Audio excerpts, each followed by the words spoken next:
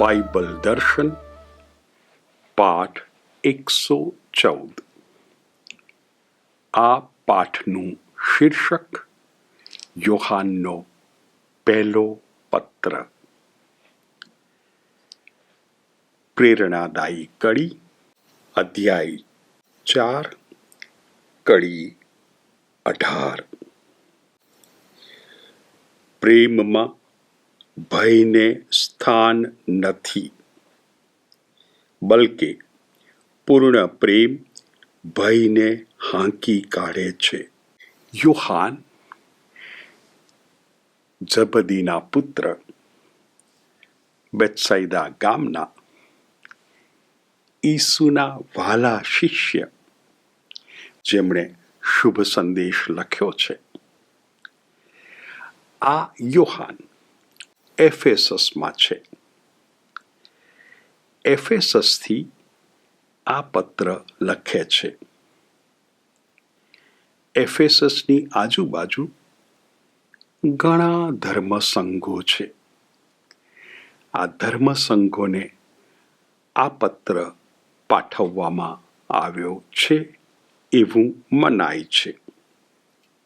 એટલે આ પત્ર કેથલિક લેટર, વૈશ્વિક પત્ર, વિશ્વવ્યાપી પત્ર, અર્થાત કોઈ એક નક્કી ધર્મસંઘને, કોઈ એક નક્કી વ્યક્તિને લખાયો નથી. કોઈ પણ ધર્મસંઘ આ પત્રનો ઉપયોગ કરી શકે. ઈસવીસનની 1લી સદી છે અને ત્યારે ઈસુ વિશે કેટલાક વાદો વહેતા થયા છે. એક વાદ હતો. એ વાદમાં માનનારા લોકો એવું કહેતા, ઈસુ માત્ર દેખાવ પૂરતા જ માનવ, સાચે સાચ માનવ નહીં. ઈસુ તો માત્ર ઈશ્વર જ. આ અસત્ય. બીજો એક વાદ હતો તદ્દન વિરુદ્ધનો.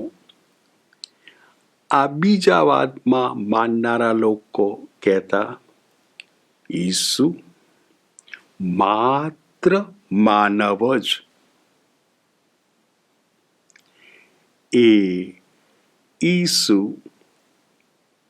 એમના સ્નાન સંસ્કારથી એમના અંતિમ દુઃખો શરૂ થયા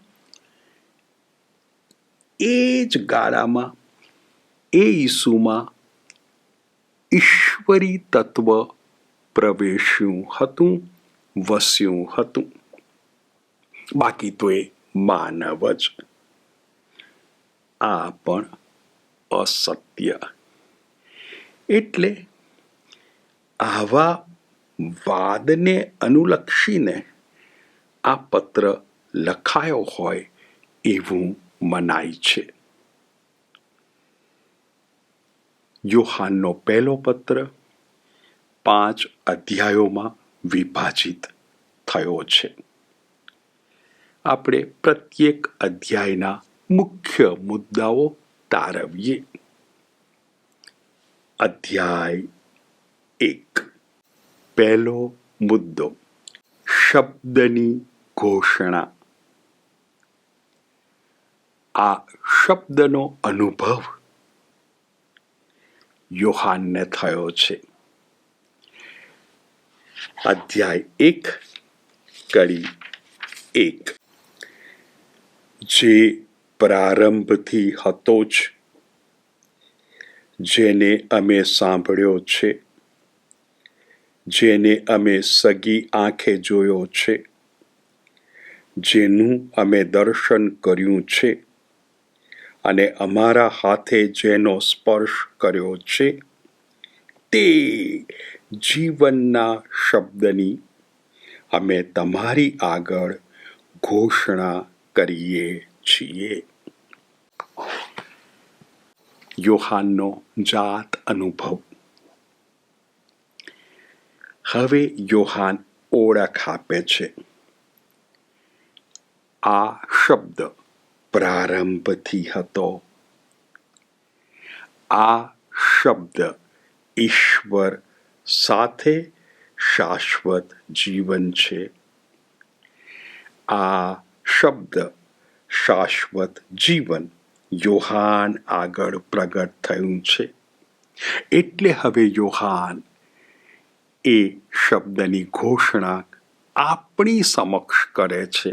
એટલે આપણે એ ઈશ્વરના, એ ઈસુના જીવનમાં સહભાગી બનીએ અને આપણો આનંદ પરિપૂર્ણ થાય. પહેલો મુદ્દો. અધ્યાય 1 બીજો મુદ્દો આપણી ઓળખ આપે છે. આપણે પાપીઓ છીએ. ઈશ્વર પ્રકાશ. હવે જો આપણે દાવો કરતા હોઈએ કે આપણે ઈશ્વરમાં વસીએ છીએ અને આપણા કાર્યો અંધકારને માર્ગે જતા હોય તો આપણે જુઠ્ઠું બોલીએ છીએ. એટલે જો આપણે આ પ્રકાશને માર્ગે ચાલવાનું શરૂ કરીએ, આપણા પાપો ધોવાઈ જાય છે. જો આપણે એમ કહીએ કે અમારામાં પાપ જ નથી, તો આપણે આપણી જાતને છેતરીએ છીએ. જેવો આપણે સ્વીકાર કરીએ કે આપણે પાપી છીએ, આપણા પાપોની આપણને માફી મળે છે. ત્યાં અધ્યાય 1 પૂરો થાય છે. અધ્યાય 2 પાપની વાત ચાલુ રાખે છે. હવે પાપની વાત આગળ વધારતા યોહાન કહે છે, આપણે પાપ કર્યું? ચિંતા ના કરશો. આપણી રજૂઆત કરવા ઈસુ ઈશ્વર સમક્ષ છે જ. આપણા પાપના નિવારણ માટે ઈસુ છે જ. એટલે આપણે તો બસ પ્રયત્ન કરવાનો છે. પાપની વાત ચાલુ છે. એટલે યોહાન કહે છે, કોઈ ભાઈ એમ કે હું ઈશ્વરને ઓળખું છું અને પછી એ આજ્ઞાભંગ કરતો હોય તો એ સત્ય નથી બોલતો.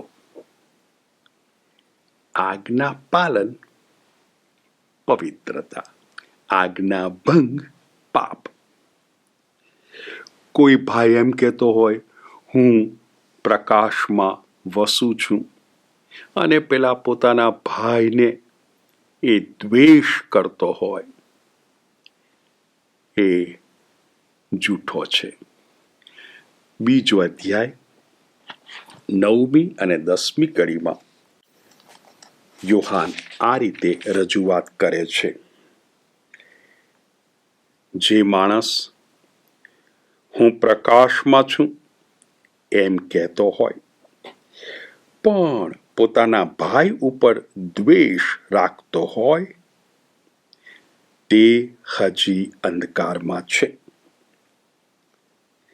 જે માણસ પોતાના ભાઈ ઉપર પ્રેમ રાખે છે તે પ્રકાશમાં વસે છે.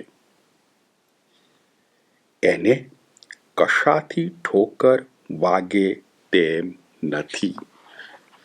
એટલે બીજો અધ્યાય શરૂ થયો છે અને પાપની વાત આગળ વધારી છે. પણ હવે કહે છે આજ્ઞાભંગ તો પાપ, આજ્ઞા પાલન પ્રકાશ, પવિત્રતા. હવે બીજા અધ્યાયમાં યોહાન લખે છે, હું જુદા જુદા વર્ગોને આ પત્ર પાઠવું છું. કયા કારણસર? તો એક યાદી છે. આપણે એ યાદી જોઈ લઈએ. બીજો અધ્યાય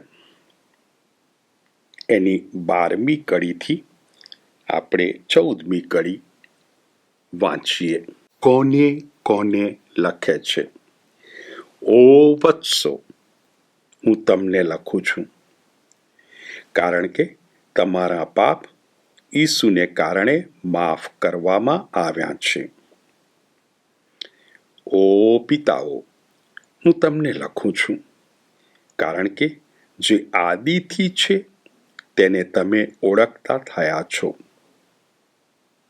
ઓ યુવકો, હું તમને લખું છું, કારણ કે તમે શૈતાન ઉપર વિજય મેળવ્યો છે.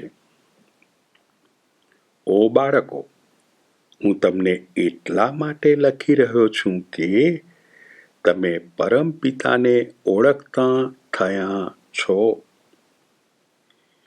ઓ પિતાઓ, હું તમને એટલા માટે લખી રહ્યો છું કે તમે પરમપિતાને ઓળખતા થયા છો. ઓ યુવકો, હું તમને એટલા માટે આ લખી રહ્યો છું કે તમે બળવાન છો. ઈશ્વરની વાણી તમારે હૈયે વસે છે અને તમે શૈતાન ઉપર વિજય મેળવ્યો છે. આટલું લખ્યા પછી કહે છે, જુઓ, જે કંઈ સંસારનું છે ને, જેને માટે આ માનવની અધમ પ્રકૃતિ ઝંખે છે, જેને જોવા માટે આંખો તલસે છે ને, એના મૂળમાં ઈશ્વર નથી. કાળજી રાખજો. હવે બીજા અધ્યાયનો 3જો મુદ્દો, ખ્રિસ્ત શત્રુ. કોણ છે ખ્રિસ્ત શત્રુ? ખ્રિસ્ત શત્રુ એવો માનવ જે ઈસુ એ જ અભિષિક્ત છે એ સત્ય સ્વીકારતો નથી. એટલે એ માનવ જે પિતાનો ઇનકાર કરે છે, પુત્રનો ઇનકાર કરે છે. ખ્રિસ્ત શત્રુ. યોહાન કહે છે, આવા તો અનેક ખ્રિસ્ત શત્રુઓ પેદા થયા છે. અને આ ખ્રિસ્ત શત્રુઓનું પેદા થવું એ હકીકત જણાવે છે કે અંતિમ સમય આવી પહોંચ્યો છે. અંતિમ યુગ શરૂ થઈ ચૂક્યો છે. આ ખ્રિસ્ત શત્રુઓ આપણામાંથી પેદા થયા છે, પણ તેઓ આપણામાંના નહોતા. પછી તરત જ પોતાના પાઠકો પર આવે છે, પણ આપણને તો પવિત્ર આત્મા મળેલો છે. ઈસુ મારફતે પવિત્ર આત્મા મળેલો છે અને પવિત્ર આત્મા આપણને જ્ઞાન આપે છે અને એ જ્ઞાન અનુસાર આપણું જીવન ચાલે છે. પવિત્ર આત્મા આપણને દોરનાર છે. આ મુદ્દા સાથે અધ્યાય 2 પૂરો થાય છે. હવે અધ્યાય 3. સૌ પ્રથમ મુદ્દો, ઈશ્વરનો પ્રેમ. અધ્યાય 3 કડી 1 આપણે વાંચીએ. જરા વિચાર તો કરો કે પરમપિતાએ આપણા ઉપર કેટલો બધો પ્રેમ વરસાવ્યો છે કે જેથી આપણે ઈશ્વરના સંતાન કહેવાઈએ છીએ.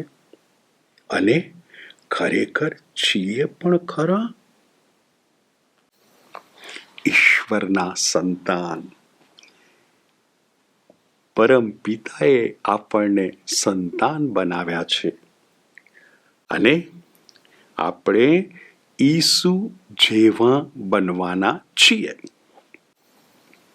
આ પહેલો મુદ્દો. હવે ત્રીજા અધ્યાયનો બીજો મુદ્દો ફરીથી પાપ વિશે, પણ થોડી જુદી રીતે રજૂઆત કરે છે. યોહાન કહે છે, જે કોઈ ઈસુમાં વસે તે કદી પાપ ના કરે. કોણ પાપ કરે? જે શૈતાનમાં વસે તે જ. આપણે તો બધા ઈશ્વરમાં વસીએ છીએ, એટલે આપણે પાપ ના કરીએ. ઈશ્વરનું સંતાન પાપ ના કરે, કારણ કે ઈશ્વરના સંતાનમાં ઈશ્વરનું બીજ છે. એટલે હવે પાપને એ જુદી દ્રષ્ટિથી રજૂ કરે છે. શૈતાન એ પાપ કરાવે છે. આપણે એ શૈતાનથી મુક્ત થઈએ છીએ. હવે જો પ્રભુ આપણા ઉપર પ્રેમ કરે છે, તો હવે ત્રીજા અધ્યાયનો ત્રીજો મુદ્દો આપણો પ્રતિસાદ. તો આપણે એકબીજા ઉપર પ્રેમ રાખવાનો છે. આપણે પેલા પ્રારંભના ઇતિહાસમાં કાઈન નામનું એક પાત્ર છે, એ કાઈનના જેવા બનવાનું નથી. આપણે તો જેમ પિતાએ આપણા ઉપર પ્રેમ કર્યો એમ અરસપરસ પ્રેમ કરવાનો છે, એકબીજાને પ્રેમ કરવાનો છે. હવે પ્રેમ એટલે કાર્ય. પિતા કાર્ય કરે છે, તો ત્રીજા અધ્યાયની 16મી કડીમાં પિતાનું કાર્ય બતાવશે પુત્રને મોકલીને. ત્રીજો અધ્યાય 16મી કડી. પ્રેમ શું છે એનો ખ્યાલ આપણને એ ઉપરથી આવે છે કે ખ્રિસ્તે આપણી ખાતર પોતાના પ્રાણ પાથર્યા છે,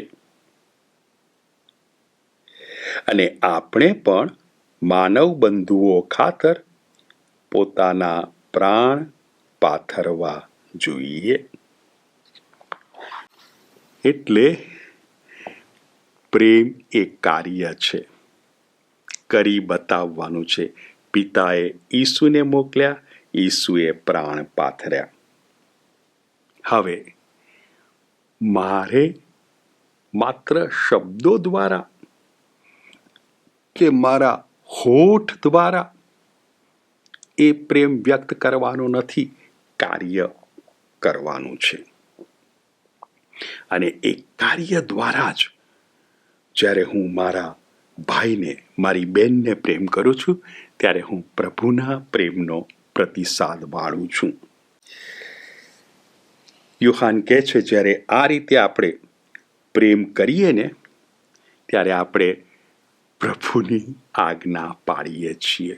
એમણે કીધું પરસ્પર પ્રેમ રાખો. અને આપણે જો આ રીતે પ્રભુની આજ્ઞા પાળીએ, તો આપણે જે કંઈ માગીશું તે આપણને મળશે જ. આમ અધ્યાય 3 પૂરો થાય છે. અધ્યાય 4માં યોહાન આપણને કહે છે, જુઓ, આપણી આજુબાજુ ઘણા બધા માનવો છે જે દાવો કરે છે, અમે પવિત્ર આત્માની પ્રેરણાથી બોલીએ છીએ. એમની પરીક્ષા કરજો. આપણે વાંચીએ 4થો અધ્યાય અને એની પહેલી કડી. વાલા ભાઈઓ, પવિત્ર આત્માની પ્રેરણાથી બોલવાનો દાવો કરનાર દરેક જણ ઉપર વિશ્વાસ રાખશો નહીં, પણ તેમની પરીક્ષા કરી જોજો કે તેઓને પ્રેરણા આપનાર આત્મા ઈશ્વર પાસેથી આવે છે કે કેમ. કારણ ઘણા જૂઠા પૈગંબરો દુનિયામાં નીકળી પડ્યા છે. પછી માપદંડ આપે છે. પરીક્ષા કરજો. હવે પાસ કોણ, નાપાસ કોણ?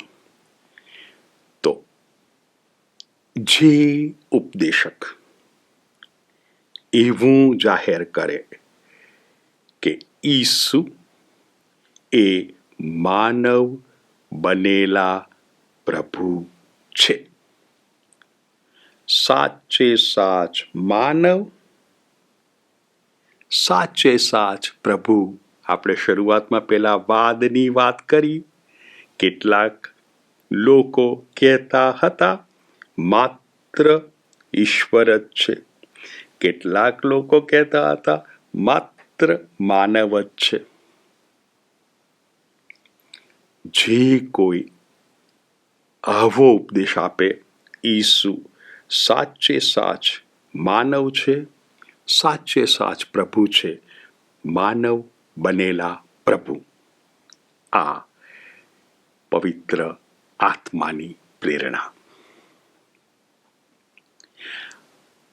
આ સિવાય જો બીજું કંઈક બોલે, ઈસુનો અસ્વીકાર કરે, પરમ પિતાનો અસ્વીકાર કરે, એ આત્મા ઈશ્વરની પ્રેરણાથી નથી. એ બોલનાર ઈશ્વરની પ્રેરણા પ્રાપ્ત કરતો નથી. એટલે આ માપદંડ ધ્યાનમાં રાખજો.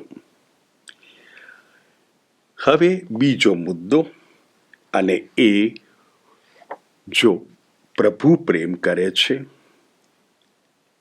પછી આપણે પ્રતિસાદ આપવાનો છે. હવે ચોથા અધ્યાયમાં બીજો મુદ્દો ઈશ્વરના પ્રેમને અને આપણા પ્રતિસાદને હવે જોડવામાં આવે છે. આ પ્રભુ જો પ્રેમ કરે છે તો મારે કેવી રીતે પ્રભુને પ્રેમ કરવાનો છે, એ આખો મુદ્દો હવે વિકસાવે છે. ચોથા અધ્યાયની આપણે 9મી અને 10મી કડી વાંચીએ તો સૌથી પહેલા યોહાન કહે છે ઈશ્વર પ્રેમ છે. ગોડ ઇઝ લવ. આપણે અગાઉ જોઈ ગયા પ્રેમ એ પ્રવૃત્તિ છે, પ્રેમ એ કાર્ય છે. તો ચાલો ચોથો અધ્યાય અને એની 9 અને 10 કડીમાં આપણને એ પ્રવૃત્તિ, કાર્ય જોવા મળશે. ઈશ્વરે પોતાના એકના એક પુત્રને આપણને તેની મારફતે જીવન પ્રાપ્ત થાય એ માટે જગતમાં મોકલી આપ્યો. એમાં આપણને એ પ્રેમના દર્શન થાય છે. આપણે ઈશ્વર ઉપર પ્રેમ રાખ્યો એ પ્રેમ નથી. પ્રેમ તો ઈશ્વરનો કહેવાય, જેણે આપણા ઉપરના પ્રેમને લીધે આપણા પાપોનું નિવારણ કરવા માટે પોતાના પુત્રને મોકલી આપ્યો. પુત્રને મોકલવો અને પુત્ર પ્રાણ પાથરે આપણા પાપોના નિવારણ માટે, આને પ્રેમ કહેવાય. પછી યોહાન આપણને કહે છે ચાલો હવે શાંતિથી વિચારો. જો પ્રભુ આપણને આટલો બધો પ્રેમ કરતા હોય તો પછી આપણો પ્રતિસાદ આ છે કે આપણે પરસ્પર એકબીજાને પ્રેમ કરીએ, અને એ પ્રેમ પ્રવૃત્તિ છે. એવું કરતાં કરતાં આપણે એક સમયે ઈસુ જેવા બની જઈશું. ઈસુ જેમ અન્યને માટે પ્રાણ પાથરે છે, આપણે પણ અન્યને માટે પ્રાણ પાથરતા થઈ જઈશું. અને ત્યારે પેલી પ્રેરણાદાયી કડી આપણે પાઠની શરૂઆતમાં વાંચી હતી. ફરીથી આપણે પાઠની પ્રેરણાદાયી કડી અત્યારે વાંચીએ. 4થો અધ્યાય 18મી કડી. પ્રેમમાં ભયને સ્થાન નથી, બલકે પૂર્ણ પ્રેમ ભયને હાંકી કાઢે છે. ભય એટલે જ સજાનો ભય, અને જે ભય રાખે છે તેનો પ્રેમ પૂર્ણતાને પામ્યો નથી હોતો. એટલે હવે આપણે અરસપરસ પ્રેમ રાખીએ તો આપણો પ્રેમ પૂર્ણતા તરફ આગળ વધતો જાય, અને એક વખતે એક સમયે આપણે પૂર્ણતા પ્રાપ્ત કરીશું. હવે એ પૂર્ણતા પ્રાપ્ત કરીએ એ દર્શાવતી આ 20મી કડી. જો કોઈ એમ કહેતો હોય કે હું ઈશ્વર પ્રત્યે પ્રેમ રાખું છું અને પોતાના ભાઈ પ્રત્યે દ્વેષ રાખતો હોય તો તે જૂઠું બોલે છે. પોતાની આંખ સામે છે એવા ભાઈ ઉપર જે પ્રેમ રાખતો નથી, તે જેને પોતે જોયો નથી એવા ઈશ્વર પ્રત્યે શી રીતે પ્રેમ રાખી શકવાનો હતો? આ અધ્યાય 4 કડી 20 એ જ કડી આપણે જાણે કે અગાઉ વાંચી ગયા અધ્યાય 2 અને ત્યાં એની 10મી કડી. જે માણસ પોતાના ભાઈ ઉપર પ્રેમ રાખે છે તે પ્રકાશમાં વસે છે, એને કશાથી ઠોકર વાગે તેમ નથી. હવે આવે છે 11મી કડી, જે આપણા 4થા અધ્યાયની 20મી કડીને લગભગ મળતી આવે છે. પણ જે પોતાના ભાઈ ઉપર દ્વેષ રાખે છે તે અંધકારમાં વસે છે, અને તેને ખબર નથી પડતી કે પોતે ક્યાં જાય છે. એટલે સાદી સીધી વાત, પ્રભુ પર પ્રેમ દર્શાવવો છે તો આ આજુબાજુ દ્રશ્યમાન તારા ભાઈઓ બહેનો છે ને એમને પ્રેમ કર, તો અદૃશ્ય પ્રભુને તું પ્રેમ કરે છે એ પુરવાર થશે, એ નક્કી કહેવાશે. એટલે અરસપરસનો પ્રેમ. 5મા અધ્યાયમાં એક નવી વાત ઉમેરે છે. શું કહે છે? જુઓ, હું કહું છું કે ઈસુ ઈશ્વરના અભિષિક્ત છે, તો હું ઈશ્વરનું સંતાન છું. પેલા ભાઈ કહે છે ઈસુ ઈશ્વરના અભિષિક્ત છે, એ પણ ઈશ્વરનું સંતાન છે. પેલા બેન કહે છે ઈસુ ઈશ્વરના અભિષિક્ત છે, એ બેન પણ ઈશ્વરના સંતાન છે. એટલે સંતાનના જનક પ્રભુ પિતા, સંતાનના જનક પ્રભુ પિતા, સંતાનના જનક પ્રભુ પિતા. એટલે જો મને પ્રભુ પિતા ઉપર પ્રેમ છે, જેમ આ ભાઈને છે, જેમ આ બેનને છે, તો જેને જનક ઉપર પ્રેમ છે એને સંતાન ઉપર પ્રેમ થાય જ. એટલે જનકને પ્રેમ કરનાર સંતાનને પ્રેમ કરે છે, અને એ રીતે આપણે બધા પ્રેમના બંધનમાં બંધાઈએ છીએ. અને જ્યારે આપણે એકબીજાને પ્રેમ કરીએ છીએ ને ત્યારે પ્રભુને પ્રેમ કરીએ છીએ. પ્રભુના પ્રેમનો પ્રત્યુત્તર, પ્રભુના પ્રેમનો પ્રતિસાદ આપીએ છીએ. યોહાન આ રીતે સમજાવે છે. 5મા અધ્યાયમાં આગળ વધે છે. એ 5મા અધ્યાયનો પહેલો મુદ્દો હતો કે જે 4થા અધ્યાયના છેલ્લા મુદ્દાની જાણે કે આગળ વાત થતી હતી, પણ એક નવું પાસું ઉમેર્યું, જનક અને સંતાનનું. 5મા અધ્યાયનો બીજો મુદ્દો છે શાશ્વત જીવન. યોહાન કહે છે ઈસુના 3 સાક્ષીઓ છે. સાક્ષી 1 આત્મા, સાક્ષી 2 જળ, સાક્ષી 3 રક્ત. આત્મા, પવિત્ર આત્મા, જળ અને રક્ત. હવે માનવો સાક્ષીને ખૂબ મહત્વ આપે છે.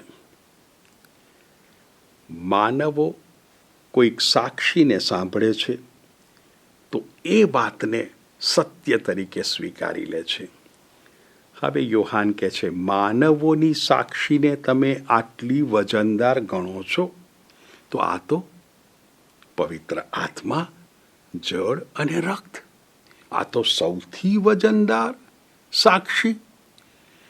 અને આ 3 શાની સાક્ષી પૂરે છે? એ સત્યની સાક્ષી કે પ્રભુ શાશ્વત જીવન આપે છે. પ્રભુ ઈસુ દ્વારા શાશ્વત જીવન આપે છે. પ્રભુ આપણને શાશ્વત જીવન આપે છે. આપણે એટલે જેને ઈસુ ઉપર શ્રદ્ધા છે. અને એટલે આ સત્ય 3 સાક્ષીઓ રજૂ કરે છે અને આપણે સ્વીકારીએ છીએ કે આપણને શાશ્વત જીવન મળે છે. પછી 5મા અધ્યાયમાં યોહાન ત્રીજો મુદ્દો રજૂ કરે છે, પ્રાર્થના. યોહાન કહે છે પ્રભુની ઈચ્છા મુજબની માંગણી તમે કરો તો એ માગણી પ્રભુ મંજૂર રાખે છે. પછી તરત જ કહે છે અરે પ્રભુ કોઈ પણ માગણી મંજૂર રાખે છે, એટલે પ્રાર્થના કરો. પછી કહે છે તમે જો કોઈ તમારા ભાઈને જુઓ ને કે એ પાપ કરી રહ્યો છે અને એનું પરિણામ મૃત્યુ ના હોય તો એને માટે પ્રાર્થના કરજો, એને માટે પ્રાર્થના કરજો. પ્રભુ અવશ્ય એ પ્રાર્થના સાંભળશે. પ્રાર્થનાની વાત એ છેલ્લો મુદ્દો, અને વળી પાછું પેલું સત્ય ઉચ્ચારે છે. અને એ સત્ય ઉચ્ચાર્યા પછી એક નાનકડી સલાહ અને પત્ર પૂરો કરે છે. આપણે અધ્યાય 5 અને એની છેલ્લી કડી, એના પુત્ર ઈસુ ખ્રિસ્તમાં વસીએ છીએ. હવે જે અગત્યની વાત, સત્ય ઈસુ ખ્રિસ્ત વિશે, એ જ સાચા ઈશ્વર છે અને એ જ શાશ્વત જીવન છે. આટલું કીધા પછી પેલી સલાહ નાનકડી લાગે છે પણ ખૂબ અગત્યની છે. વત્સો, મૂર્તિઓથી ચેતતા રહેજો. કડી 21. એટલે આપણને સાક્ષાત પ્રભુ, સાચે સાચા માનવ ઈસુ મળ્યા છે. એ ઈસુને જ વળગી રહેવાનું છે, અન્ય કોઈ મૂર્તિને નહીં. આટલું કહીને યોહાન પત્ર પૂરો કરે છે.